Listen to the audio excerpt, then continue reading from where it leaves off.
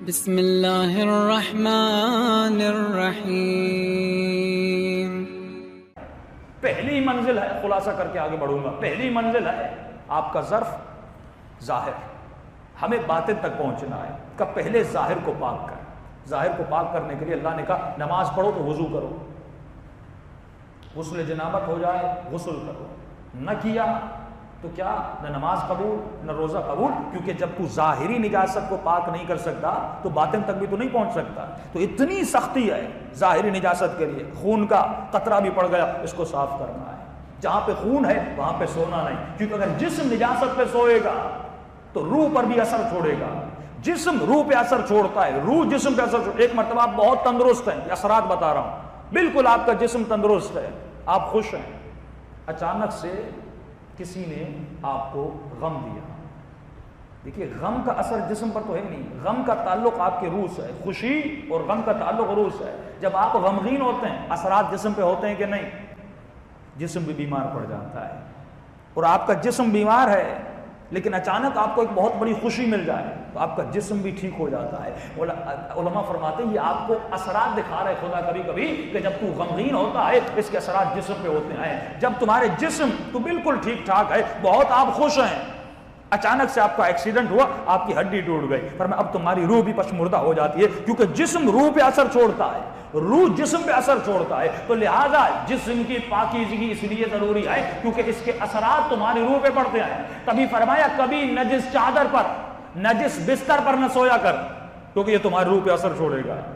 کبھی بھی نجاست کی حالت میں نہ رہا کر، کبھی بھی غسل جنابت کی حالت میں نہ رہا کر۔ اور وہ خواتین جن کے اوپر نجاست کے حالات آتے ہیں فرمایا وہاں پہ پاک کرنا ناممکن ہے، لیکن ان کے لیے ضروری ہے کہ ہمیشہ وضو کی حالت میں رہیں، کچھ نہ کچھ خود کو پاک کر سکے، کیونکہ اسی حالت میں مولا فرماتے غیبی طاقتیں تمہارے اوپر حملہ کرتی ہیں، کیونکہ جب تو نجاست میں ہوتا ہے تو شیاطین، اس میں اجنہ بھی شامل ہیں، اس میں شیاطین بھی شامل ہیں، وہ تمہارے اوپر بہت قریب ہو جاتے ہیں اور حاوی ہو جاتے ہیں، کیونکہ وہ بھی نجس ہیں، اور تیرے اوپر بھی جب نجاست آتی ہے تو نجاست کو اٹریکٹ کرتی ہے، نور کو اٹریکٹ کرتا ہے۔ جب تو نورانی بنتا ہے تو نورانی ہستیوں کو اٹریکٹ کرتا ہے، جب تو نجس ہوتا ہے تو نجس اشیاء کو اٹریکٹ کرتا ہے۔ تو فرمایا پہلی منزل ہے اپنے ظرف کو، اپنے جسم کو پاک کیا کر۔ تیرا گھر صاف ہونا چاہیے، تیرا لباس صاف ہونا چاہیے، جس بستر پہ تو سو رہا ہے وہ بستر پاک ہونا چاہیے۔ اگر بستر نجس ہو گیا اس کی چادر کو بدل دے، اگر لباس نجس ہو گیا لباس کو بدل دے، اور ہمیشہ ہفتے میں ایک مرتبہ غسل جمعہ کیا کر۔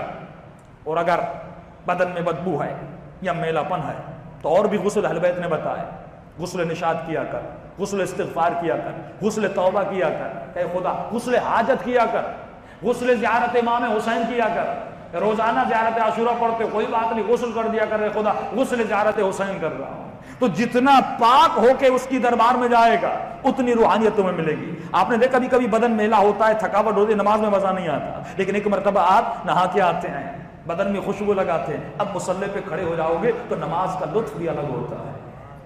کیوں؟ کیونکہ یہ اثرات چھوڑتا ہے آپ کے روح پر۔ تو ابتدائی جو طہارت ہے وہ طہارت جسم ہے، اس کے بہت سارے مراتب ہیں جن کا ہم خیال نہیں کرتے۔ کہ میں نے اس دن کہا تھا کہ بیت الخلاء، علماء فرماتے ہیں ابتدائی طہارت ہے کہ ہم بعض چیزوں کا احتیاط نہیں کرتے، کہ ایسی حالت میں نہ بیٹھا جائے کہ ہمارا چہرہ قبلے کی طرف ہو یا ہماری پیٹھ قبلے کی طرف ہو۔ شادی کرنے کے بعد بستر پہ جب انسان سوتا ہے تو نہ چہرہ قبلے کی طرف ہونا چاہیے نہ پیٹھ قبلے کی طرف ہونی چاہیے۔ میں کئی گھروں میں گیا جن کے یہاں یہ سیٹنگ غلط تھی، تو ہم نے کہا ہم تو آپ کے گھر میں رہ نہیں سکتے، پھر کہ مولانا اگلے سال ہم توڑیں گے اور یہ کریں گے۔ یعنی ہر بیٹھنا بیت الخلاء میں حرام، اور ماؤں کے لیے ضروری ہے، کیونکہ بچپن سے اپنی اولادوں کو طہارت کا درس دینا ہے، کیونکہ یہ بڑا ہوگا اگر طاہر ہوگا تو طاہر بچے پیدا کرے گا۔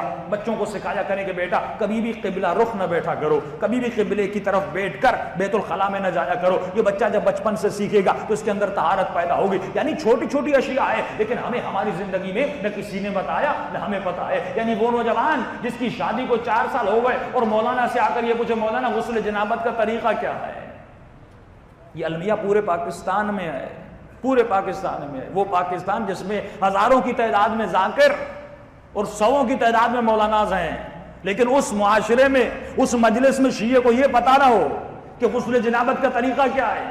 یہ ایسی مجلس اس مولوی کے چہرے پر بھی تماچا ہے اور مجمع کے چہرے پر بھی تماچا ہے، جو لوگوں کو طہارت کا درس نہ دے اور پاک ہستیوں کا نام زبان سے لے.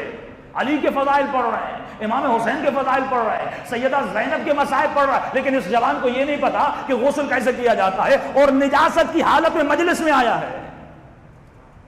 تبھی علماء فرماتے ادب کو ملحوظ خاطر رکھا کر, جب تو حسین کی مجلس میں بھی آتا ہے تو وضو کی حالت میں آیا کر, کم از کم اس ابتدائی طہارت کا تو خیال کیا کر. اور مولا فرماتے ہمارے شیعوں کی نشانی, وہ نشانیاں جو ظاہری نشانی وہ بتا رہا ہوں کہ ہمارے شیعوں کی ایک نشانی یہ ہے کہ ہمیشہ دائم الوضو رہتے ہیں, کبھی وضو سے باہر نہیں نکلتے. کیوں؟ فرمائے وضو جو ہے وہ تمہارے دل کے پرندے کو قفس میں باندھ کے رکھتا ہے, جسے اڑنے نہیں دیتا.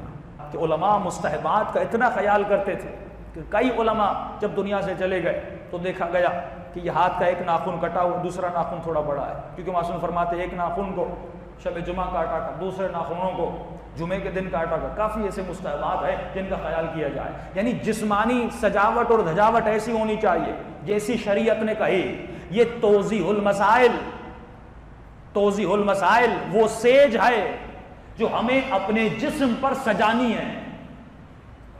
علماء فرماتے ہیں یہ اخلاق کا, جسے خلق اصغر کہتے ہیں, یہ توضیح المسائل جو آپ کے گھر میں پڑا ہوا ہے, جن فقہی مسائل اور شریعت کے مسائل کو ہم نہیں دیکھ پاتے, فرمایا اس کو تمہیں اپنے بدن پہ سجانا ہے, اس کو متجلی کرنا ہے. جب تک فقہ اصغر یعنی اہل بیت علیہ السلام کی فقہ اور شریعت جو ہمیں امام محمد باقر امام جعفر صادق سے ملی ہے, جب تک تو اس کو اپنے جسم پہ لاگو نہیں کرتا, جو نماز کا طریقہ, غسل کا طریقہ, حج کا طریقہ, تمام تر مستحبات اور مکروہات اور واجبات اور محرمات, ہمیں اس کو اپنے جسم پہ لاگو کرنا ہے. پھر جب ان احکامات کی جسم پر حکومت ہو جائے گی, یعنی ابھی ہم پہلی منزل پر آئیں گے, اور یہ منزل طہارت جسم ہے.